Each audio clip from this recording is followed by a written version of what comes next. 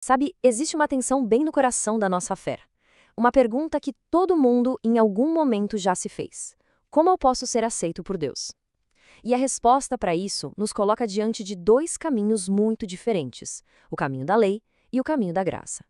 Hoje, a gente vai mergulhar fundo nessa diferença, usando como nosso guia o que a palavra diz em João, capítulo 1. O nosso roteiro de hoje é bem direto. Primeiro, vamos entender essa busca por aprovação que existe em todos nós. Depois, vamos ver o que a lei realmente é.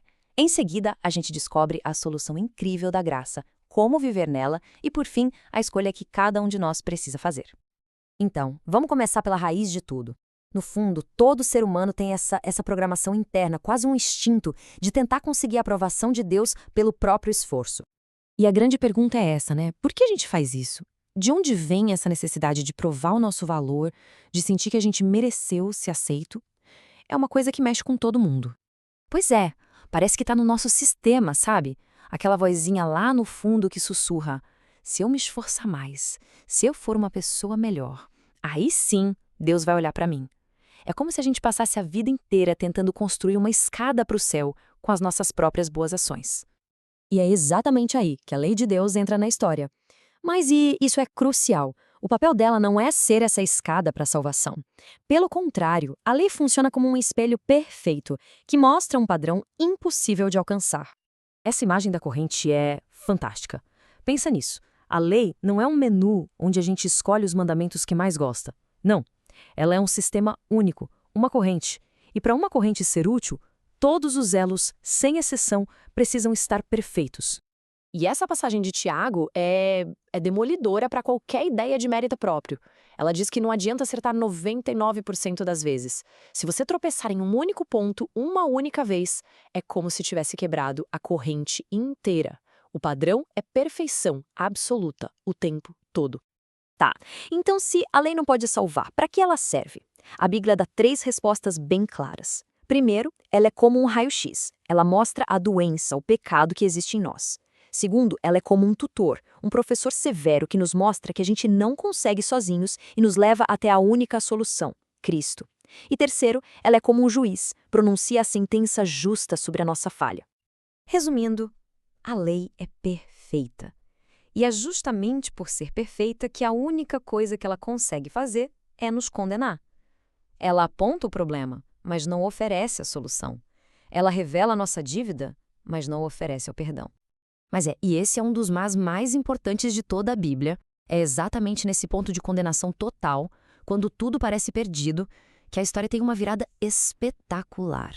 Chega uma solução que não vem de nós, mas vem de Deus. E aqui está o divisor de águas, em João 1,17. De um lado a lei, que foi dada através de Moisés, um sistema de exigências, do outro a graça e a verdade, que vieram através de Jesus Cristo, um sistema de presente. Não são duas coisas parecidas, são realidades opostas. E o que é essa tal de graça, afinal? É simples, é um favor que a gente não merece. Pensa assim, um salário é o que você ganha pelo que fez. Um presente é o que você recebe apesar de não ter feito nada para merecer. A graça é um presente. É o amor de Deus em ação por nós, sem que a gente mereça.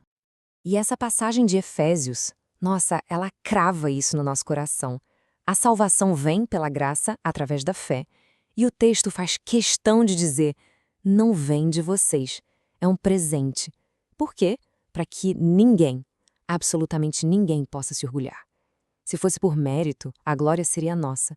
Como é um presente, toda a glória é de Deus. E a graça não é algo parado, ela age. O que ela faz? Primeiro, ela nos justifica. É um termo de tribunal que significa que Deus olha para a gente e declara inocente. Segundo, ela redime e perdoa. A dívida impagável do pecado foi paga. Todas as ofensas, perdoadas. E terceiro, ela nos ensina. Ela nos treina a viver uma vida nova, não por obrigação, mas por um coração transformado. Ok, isso tudo é muito bonito, mas e na prática? No dia a dia? Como a graça muda a nossa vida, quem a gente é e por que a gente faz o que faz? A resposta da Bíblia é direta. Nossa posição mudou. A gente não vive mais debaixo da autoridade da lei que só sabe acusar. Agora, a gente vive debaixo do cuidado da graça, que sabe acolher e restaurar. É como mudar de país e passar a viver sob novas leis. leis de liberdade. E essa ideia de estar morto para a lei é revolucionária. Imagine um tribunal que condenou um homem. Se esse homem morrer, a lei não tem mais poder sobre ele. Da mesma forma, em Cristo, nós morremos para a antiga vida debaixo da condenação da lei. A jurisdição dela sobre nós acabou. E essa mudança transforma completamente a nossa motivação. No modo antigo, sob a lei, a gente servia por obrigação, por medo do castigo. Era pesado. Agora, no modo novo, sob a graça, a gente serve por gratidão. Não é mais eu tenho que, mas sim eu quero, por causa de tudo que ele fez por mim. É a diferença entre o trabalho de um escravo e o serviço de um filho amado. Então, a gente chega ao clímax da nossa conversa. Vimos a impossibilidade da lei e o poder da graça. E agora fica clara a escolha que está diante de nós. Uma escolha entre dois sistemas que não podem coexistir. Esse quadro resume tudo de forma bem clara, né? Lei veio por Moisés, graça por Jesus. A lei exige obras perfeitas, a graça apenas fé.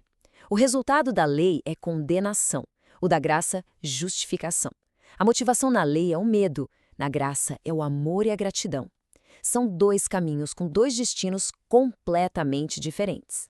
E não existe meio termo. Paulo é muito enfático aqui. Não dá para misturar os dois. Se você tenta colocar um pouquinho do seu esforço na salvação pela graça, você anula a graça.